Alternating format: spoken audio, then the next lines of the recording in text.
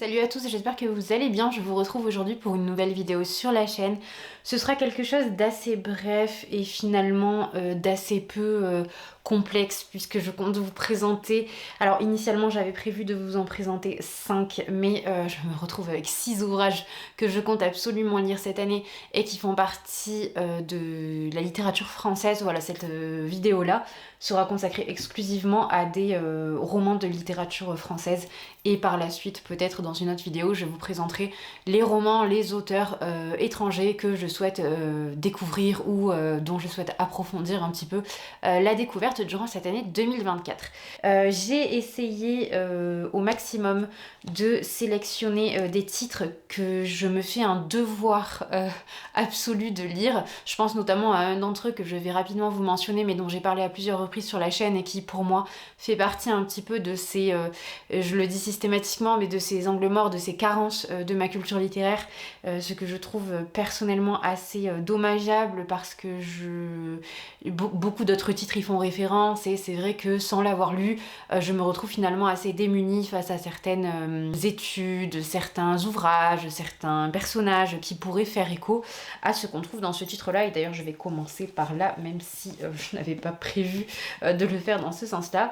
C'est Les Misérables de Victor Hugo. Voilà, donc le premier monument de la littérature française que je compte lire cette année, c'est cette première partie. Alors j'ai la seconde dans ma palle également. Je me donne pour l'instant l'objectif de lire la première partie qui m'effraie, je dois dire, de façon assez significative, puisque je m'étais procuré ces 2 tomes suite à ma lecture de Crime et Châtiment, me semble-t-il, et j'étais tout de même animée d'un désir puissant de faire la découverte des Misérables, mais voilà, je suis un petit peu impressionnée par le style d'Hugo, par le personnage d'Hugo, par la densité des textes d'Hugo, par ses très très longues descriptions. Je sais qu'il y a beaucoup de personnes qui mentionnent notamment des phases dans Notre-Dame de Paris durant lesquelles on se place presque du point de vue d'un oiseau finalement et on décrit tous les quartiers parisiens, etc. etc. Et c'est vrai que si c'est quelque chose que j'aime beaucoup dans le récit réaliste, ces descriptions, notamment je pense à Zola qui donne une dimension même parfois symbolique aussi, puisque les descriptions qu'on nous fait des choses et du quotidien sont porteuses d'un sens qui est bien plus profond que la description pure et simple en elle-même. En fait, on retrouve ça chez Hugo, mais de façon, j'ai l'impression, un peu plus complexe et dense, et je dois reconnaître que... Ouais, ça me fait un petit peu peur et que la dimension aussi peut-être plus historisante. Je ne saurais pas vraiment quel terme employer pour définir avec exactitude ce que je souhaite te dire sur la question. Mais en tout cas, voilà, cette dimension-là m'effraie. Si vous avez lu Les Misérables, n'hésitez pas à m'en dire un petit peu plus, à me faire part de votre expérience de lecture parce que voilà, évidemment je suis assez impressionnée, mais je dois admettre que je n'ai aucun recul, aucune connaissance de l'œuvre. En 4e de couverture, nous trouvons tout de même une présentation que je vais me permettre de vous faire, bien que j'imagine que beaucoup d'entre vous soient déjà au fait de l'histoire des Misérables. Jean Valjean le força que la rencontre providentielle d'un saint homme met sur la voie de la rédemption. Fantine qui, pour sa petite fille, ira jusqu'au bout du sacrifice par un long martyre. Cosette chez les Thénardier, Gavroche et ses frères subsistant tant bien que mal dans l'indifférence générale. Ces figures devenues mythiques incarnent le roman fleuve Les Misérables. Leur destin mouvementé est celui d'une foule d'autres personnages appartenant à tous les milieux de la société du 19e et retracés en une vibrante narration. Voilà, bon, c'est plus une présentation qu'un résumé. Mais premier objectif de l'année, donc lire ce premier ouvrage des Misérables, cette première partie. Je vais poursuivre avec une autre œuvre conséquente par sa taille, mais aussi par sa réputation, Le Comte de Monte Cristo d'Alexandre Dumas, que je dois lire depuis quelques années maintenant. C'est ma maman qui m'avait offert ces 2 tomes lorsque j'avais abordé mon envie profonde de lire Le Comte de Monte Cristo, et je ne me suis toujours pas lancée. Je ne sais pas pourquoi, parce que j'imagine bien évidemment que le récit va me plaire. Il est vraiment encensé par toutes les personnes qui en font la lecture. Dumas, c'est une plume très accessible, c'est une succession d'événements qui se produisent, qui ne sont pas du tout ennuyeux, qui bien au contraire saisissent le lecteur, qui sont riches en émotions, en psychologie. Et je trouve que voilà, c'est un petit peu dommage de ne pas avoir fait la lecture de cette œuvre qui certes, encore une fois, est assez longue, mais qui, de ce que j'en sais, de ce que j'en comprends et de ce que je connais du style de Dumas, se lira certainement extrêmement vite. Donc je n'ai pas vraiment d'excuses. Le Comte de Monte-Cristo, c'est le récit de vengeance par excellence. Je n'ai pas vraiment envie d'en savoir plus, bien que je connaisse les grandes lignes de cet ouvrage. Je préfère me laisser la surprise de bon nombre de choses et j'imagine que Dumas saura me surprendre puisque ce sont tout de même des récits d'aventure et très prenants, très haletants, donc qui reposent tout de même sur bon nombre de rebondissements. Je pense que voilà, je serai tout à fait conquise par Le Comte de Monte-Cristo si vous l'avez lu. De même que pour Les Misérables, n'hésitez pas à me laisser votre avis en commentaire parce que je serai très contente de savoir ce que vous avez pu en penser. Et si certains sont d'accord, ou ont envie, sont tentés, ou ont du mal à sortir certains des titres que je présente dans cette vidéo de leur page, n'hésitez pas à me proposer éventuellement une lecture commune, ça pourrait être très sympa pour se motiver et se lancer dans ces gros titres. En présentation au dos de l'ouvrage, nous avons un extrait du livre, donc je vais vous en faire la lecture. On fit encore 4 ou 5 pas en montant toujours, puis Dantès sentit qu'on le prenait par la tête et par les pieds et qu'on le balançait. « Une, dirent les fossoyeurs. 2, 3. En même temps, Dantès se sentit lancé, en effet dans un vide énorme, traversant les airs comme un oiseau blessé, tombant toujours avec une épouvante qui lui glaçait le cœur. Quoique tiré en bas par quelque chose de pesant qui précipitait son vol rapide, il lui semblait que sa chute durait un siècle. Enfin, avec un bruit épouvantable, il entra comme une flèche dans une eau glacée qui lui fit pousser un cri étouffé à l'instant, même par l'immersion. Dantès avait été lancé dans la mer, au fond de laquelle l'entraînait un boulet de 36 attaché à ses pieds. La mer est le cimetière du château d'If. Voilà, donc deuxième objectif de cette année, et donc pareil que pour Les Misérables, évidemment, l'objectif dans l'absolu, ce serait de lire les deux parties, donc puisque le Comte de Monte-Cristo est séparé en 2 tomes, tout comme Les Misérables. Et tout du moins dans ces éditions-là, puisque Les Misérables, vous pouvez le trouver également en poche en 3-4 volumes, selon votre convenance, si vous préférez lire peut-être, sur des formats un petit peu moins compacts. Mais voilà, donc dans tous les cas, il y a donc un autre livre Je m'exprime extrêmement mal. Pour connaître l'histoire intégrale, il faut donc lire les 2 ouvrages. Voilà. Je continue et je bascule cette fois dans la littérature un peu plus contemporaine, donc 20e, avec le premier accro coûte 200 francs d'Elsa Triolet. Je n'ai lu qu'un seul titre d'Elsa Triolet. Alors attendez. Son nom, donc Les Manigances. J'ai lu Les Manigances l'été passé. C'était ma découverte d'Elsa Triolet et je dois reconnaître que si j'ai énormément apprécié la plume, l'érudition et l'humour de l'autrice, je n'ai pas forcément été emballée par la construction du récit et par, je dirais, son originalité. Donc je suis impatiente de lire ces ouvrages un petit peu plus réputés, je dirais un petit peu plus connus, un petit peu plus médiatisés, donc tels que Rose à crédit ou que Le Premier Accro coûte 200 francs. Je vous présente d'ailleurs ici Le Premier Accro coûte 200 francs, mais j'ai également Rose à crédit dans ma palle. Je me donne le droit évidemment d'intervertir ces lectures si j'en ressens l'envie et le besoin. Mais je me donne cet objectif en tout cas de poursuivre ma découverte d'Elsa Triolet pour en savoir plus sur cette autrice, découvrir aussi plus en profondeur toutes les choses que les lecteurs mettent en avant concernant son style, concernant la richesse encore une fois de son vocabulaire, de sa capacité à tourner à des phrases, de la beauté littéraire qu'elle sait produire tout simplement. Le Premier Accro coûte 200 francs, c'est un recueil de nouvelles et il nous est présenté comme ceci, donc il n'y a pas de résumé à proprement parler, c'est une présentation de l'éditeur et ce titre a été donc le prix Goncourt en 1944. Donc le titre de ce livre est une des phrases mystérieuses que l'on entendait à la radio de Londres pendant l'occupation.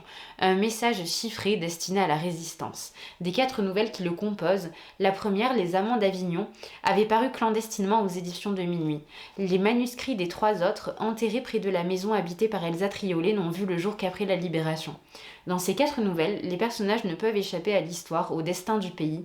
La vie privée, l'amour, la famille, la vocation deviennent inséparables des événements historiques. Donc Dans ce recueil, les 4 nouvelles se nomment Les Amants d'Avignon, comme je vous le disais, c'est la première nouvelle qui est présentée en 4e de couverture, La vie privée ou Alexis Slavski, Cahier enterré sous un péché, et le premier accro coûte 200 francs. Le format de la nouvelle va grandement faciliter ma lecture, j'imagine. C'est un format que j'apprécie beaucoup, surtout lorsqu'il est maîtrisé par les auteurs. Je trouve même parfois que les nouvelles arrivent à avoir une force et une puissance que les récits un peu plus longs ne parviennent pas à avoir, dans l'aspect, le côté de la chute un petit peu, cette impression de prendre le lecteur et au moment où il a été véritablement saisi, le lâcher un petit peu avec une fin très surprenante. Donc j'aime beaucoup ce format-là, surtout dans les récits réalistes, même si là nous sommes dans quelque chose de complètement différent. J'ai beaucoup apprécié lire notamment, alors je ne sais pas pourquoi dans ma tête, ce texte fait véritablement écho à La douleur de Duras, bien que les styles soient complètement différents.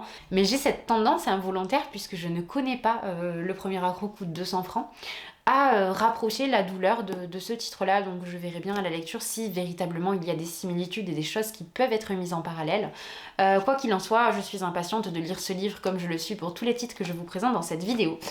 D'autant qu'il me semble qu'Elsa Triolet est la première autrice à avoir remporté le prix Goncourt, et que ce n'était pas chose aisée compte tenu du contexte au moment où elle l'a obtenu, bien que ce ne soit toujours pas idéal aujourd'hui.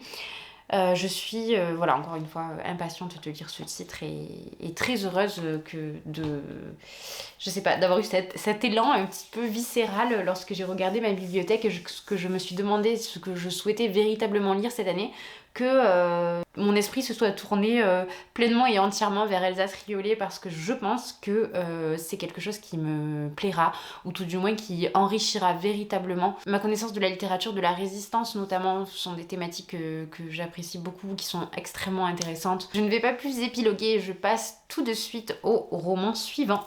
Et il s'agit du Vice-Consul de Marguerite Duras, qui est un ouvrage qui s'est retrouvé dans plusieurs de mes palles, et qui traîne pour une raison simple, qui est que j'ai toujours d'autres titres de Marguerite Duras à découvrir, et que je n'ai pas entendu que du bien du Vice-Consul, notamment durant mes études, puisque la plupart des personnes me parlaient d'un texte froid, d'un texte assez abscon, obscur, et de ce fait je me porte assez peu vers ce type d'ouvrage actuellement, puisque je n'ai pas nécessairement l'énergie intellectuelle d'aller farfouiller un petit peu, de lire d'autres choses à côté. Et je dois reconnaître que je suis assez feignante actuellement, parce qu'aussi mon temps disponible à consacrer pleinement à la littérature s'amoindrit, compte tenu du fait que, encore une fois, ma préparation de cours, les corrections, etc., prennent énormément de temps. Donc je minimise la lecture d'ouvrages extrêmement exigeants, au sens où ils exigent de sortir de l'œuvre pour comprendre véritablement ce qu'elle implique. Alors bien évidemment, toute œuvre est à comprendre dans son contexte, cela ne me dérange pas d'aller me renseigner sur un contexte, mais devoir lire énormément de titres autour d'un titre pour en comprendre les tenants et les aboutissants, ça m'embête un petit peu plus. Alors je ne dis pas que c'est le cas pour le Vice-Consul, je dis que ce sont les retours que j'en ai eu jusqu'à présent, et les autres retours que j'ai pu voir sont des retours assez négatifs, dans le sens où finalement le Vice-Consul manquait un petit peu de sens, de ce que j'ai compris. Le problème, c'est que je ne souhaite pas lire Le Ravissement de Lolvestein avant d'avoir lu Le Vice-Consul, puisque apparemment on retrouverait un personnage du Vice-Consul dans Le Ravissement, et je veux pouvoir lire l'œuvre de Duras en sentant tous les fils qui sont tirés et qui se rejoignent. Donc il faut que je commence par le Vice-Consul. Voilà, donc je dois reconnaître que pour l'instant je le perçois un petit peu comme une corvée, sans même avoir la moindre idée de ce qui est contenu dans ce livre, puisque j'ai beau lire et relire le résumé, je dois reconnaître que ça en dit finalement assez peu. De façon générale, j'ai aimé tout ce qu'a fait Marguerite Duras. Je pense que... est-ce qu'il y en a un qui m'a laissé un petit peu plus sceptique? Oui, à la rigueur, 10h30 du soir en été, mais parce que je l'ai lu vraiment dans une période où je l'ai laissé traîner, alors que c'est un titre extrêmement bref, et que les atmosphères dépeintes par Duras sont toujours un petit peu collantes, un petit peu gluantes, et du fait de ne pas s'immerger pleinement dans ce qu'elle peut faire, je pense qu'on passe à côté de quelque chose. Donc je dirais que ce n'était pas l'ouvrage en lui-même qui était déceptif, narratif, mais bien plus le moment dans lequel j'ai choisi de le lire qui ne convenait pas tout simplement. Je ne ferai pas cette erreur avec le vice-consul, sachez-le, parce que je souhaite vraiment donner une chance à cet ouvrage et réussir à me débarrasser avant lecture de tous ces a priori que je peux avoir et qui m'ont été voilà, insufflés par tout un tas de personnes différentes. C'est d'ailleurs ce qui m'effraie un petit peu, puisque j'ai tendance à penser que lorsque de bon nombre de personnes d'horizons complètement différents me disent une chose sur un livre, il y a de fortes chances que j'en vienne à penser comme eux, mais je vais essayer de me soustraire à ces opinions extérieures et me forger la mienne à part entière. De ce qu'on nous dit en quatrième de couverture, donc qui est le vice-consul? Pourquoi tire-t-il de son balcon dans la direction des jardins de Shalimar où se réfugient les lépreux et les chiens de Lahore? Pourquoi adjure-t-il la mort de fondre sur Lahore? Un roman de l'extrême misère, celle de l'Inde, mais aussi celle du cœur débordant de culpabilité. Voilà, donc celui-là, il sera lu cette année. Les autres aussi, j'espère, de tout cœur. Donc je continue avec alors un ouvrage que je devais lire cette année, que je n'ai pas pu lire parce qu'encore une fois, avec la rentrée scolaire, j'ai été complètement débordée et je n'ai pas pris le temps de me lancer dans Les Illusions perdues de Balzac, dont j'ai lu une quantité d'extraits assez conséquente. Mais je n'ai toujours pas lu l'œuvre intégrale. Je suis assez sidérée par mon manque d'assiduité concernant l'œuvre balzacienne parce que je passe toujours de très très bons moments, même si j'avais été peut-être un petit peu passive durant ma lecture d'Eugénie Grandet. Même Eugénie Grandet avait été une très très bonne lecture et pourtant je sais que beaucoup de personnes le trouvent assez long, je dirais, tout du moins lent, mais moi personnellement j'aime beaucoup ce type de psychologie. Et puis Balzac m'a donné envie de creuser Dostoïevski, donc voilà, forcément j'ai un lien avec Balzac qui est particulier, qui est encore en train de se construire, qui en est, je dirais, encore à ses balbutiements. Donc j'aime beaucoup ce passage-là avec les auteurs. Lorsqu'on est en découverte, on a un petit peu une espèce d'émulsion, d'effervescence, une envie de plonger dans tous les titres de ces auteurs. Donc j'aime beaucoup cet aspect-là. Mais en même temps, voilà, l'œuvre de Balzac, il faut reconnaître qu'elle est assez exigeante. Alors moi personnellement, je vous l'ai déjà dit sur la chaîne, mais j'avais commencé par La peau de chagrin, qui à mon sens est certainement le roman, tout du moins que j'ai fréquenté de Balzac, qui était le plus exigeant. Même au niveau des extraits que j'ai pu lire d'autres titres, je n'ai rien vu qui égalait en difficulté, en complexité, en philosophie, en volonté de création d'un système de pensée, d'élaboration d'une pensée aussi politique et sociale, quelque chose d'aussi pointu chez Balzac. En tout cas, je n'en avais pas, je ne pense pas en avoir lu d'autres extraits qui soit aussi poussé que La peau de chagrin. Excusez-moi, j'ai l'impression de m'exprimer extrêmement mal. Dans Les Illusions perdues, on va se retrouver avec un personnage que nous connaissons déjà, puisque nous retrouvons le personnage de Rastignac. Donc le personnage principal du Père Goriot. Alors ici, Rastignac n'est plus le personnage principal, nous on suit Lucien Chardon, qui est un poète qui adule, qui boit, qui mange, qui rêve, qui vit poésie et qui va donc partir à la capitale pour vivre son rêve d'ascension sociale et de gloire, de reconnaissance littéraire. Malheureusement pour lui, les choses ne vont pas se passer tout à fait comme il le pensait et il va notamment se lancer donc dans le journalisme, ce qui donne l'occasion à Balzac de dépeindre le monde du journalisme d'une façon assez complète, parce que j'allais dire assez peu élogieuse, mais on a un petit peu de tout dans Les Illusions perdues. Il y a tout de même une reconnaissance aussi pour les gens qui font le travail de journalisme avec conviction, avec engagement. J'ai déjà vu l'adaptation qui est sortie il y a 2-3 ans maintenant et je l'avais trouvée très sympathique, donc je suis impatiente de lire Les Illusions perdues et de vous en faire mon retour, de même que pour les autres titres que je vous ai présentés jusque-là. Si vous avez lu ce titre, n'hésitez pas à me dire ce que vous en avez pensé. Je tenais à m'excuser de ne vous présenter que des auteurs qui sont extrêmement connus dans cette vidéo, puisque j'enchaîne maintenant avec George Sand. Donc j'ai bien conscience du fait que je ne vous fais découvrir aucun auteur aujourd'hui, ce n'était pas l'objectif de la vidéo, je vous présente simplement ces titres que je souhaite absolument lire en 2024 et qui manquent à ma culture littéraire. Je pourrais éventuellement tourner une vidéo sur les classiques, peut-être un petit peu moins connus, un petit peu moins vus et revus, que je souhaite lire cette année. Mais là voilà, pour l'instant je souhaitais vous présenter 6 titres classiques français que je veux lire cette année, et dans une autre vidéo je vous présenterai 5 ou 6 titres de littérature étrangère que je souhaite lire également cette année et qui sont également des classiques. Bref, tout ça pour vous dire que j'ai prévu de lire Injana de George Sand, qui est un texte que j'ai fait étudier à mes élèves il y a quelques années, il y a 2 ans, lors de mon année de stage en réalité. Et donc j'avais pris un extrait d'Injana et un extrait de Mopra, puisque je souhaitais sélectionner des textes d'autrices qui parlaient de la condition des femmes au 19e, parce que j'étais en train d'étudier Zola, on avait un extrait de Balzac, bref, on était sur la littérature réaliste. Certains extraits de Sand ont des côtés très réalistes, c'est pour cette raison que je les avais sélectionnés.